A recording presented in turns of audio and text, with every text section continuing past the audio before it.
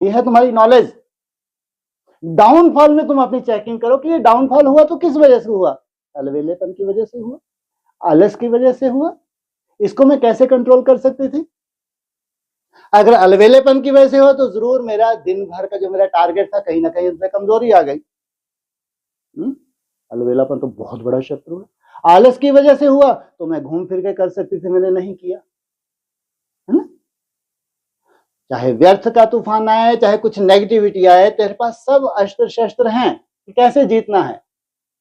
कहीं ना कहीं तुम्हारा अलवेलापन है या आलस का रूप है जो तुम अपने टारगेट तक नहीं पहुंच पाते। तो डाउनफॉल में जितना तुम अपनी चेकिंग कर लोगे उतना ही आगे बढ़ जाओगे। भक्ति मार्ग की तरह अगर ऊपर ही लटके रहे तो कभी भी तुम जैसी अवस्था चाहते हो वैसी नहीं बन पाएगी। इसलिए तुम्हारे लिए तुमको उन राहों पर चलना है जहां गिरना और संभलना है।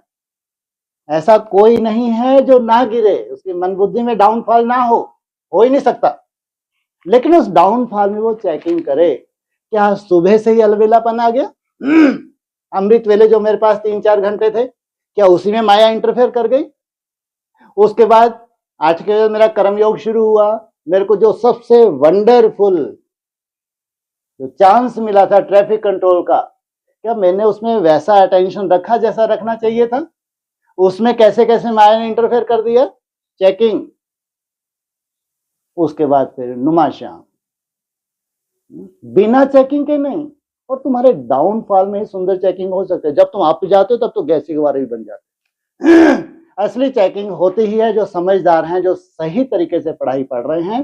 तो जब जब मन में डाउनफॉल होता है, मन कमजोर पड़ता है, मन में व्यर्थ होता है किसी भी रूप का, कैसा भी हो, ज्यादातर अलवेलापन, ज्यादातर हमारे पास क्या रहता है, अलवेलेपन का कोई ना कोई रूप होता है।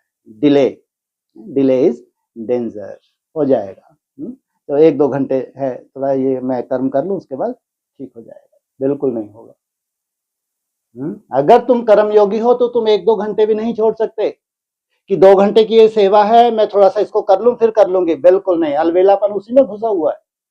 वो 2 घंटे जो तुम सेवा कर रही हो उसमें बहुत मेहनत है, लेकिन उसको भले ही नोट मत करो, लेकिन उसमें जो तुम मेहनत कर रहे हो ये आगे चल के तुमको चमकाने वाली है। 2 घंटे के बाद जब तुम फ्री रहोगे उसके बाद तुम महसूस करोगे कि बहुत सुंदर आज राहत महसूस हो रही है।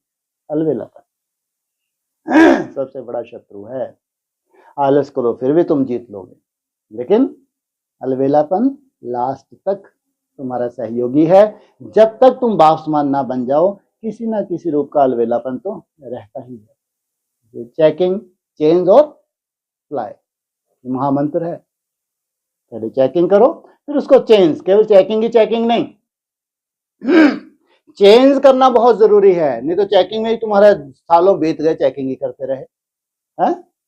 कचहरी में बैठे चेकिंग की थी, आज ये चेकिंग है वो चेकिंग, साफ सुथरे हो नो डाउट है, तुमको ठप्पा लगता है, तुम्हारे से जास्त कोई साफ सुथरा हो नहीं सकता। तुम्हारे अंदर का कचरा तुमको बताने में कोई तकलीफ नहीं, लेकिन ये है चेकिंग।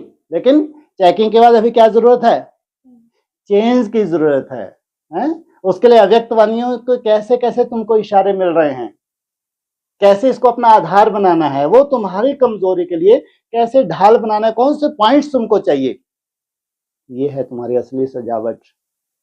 चेक, चेंज एंड सत्युग। फ्लाई अर्थात सत्युग, दौड़ना अर्थात त्रेता युग।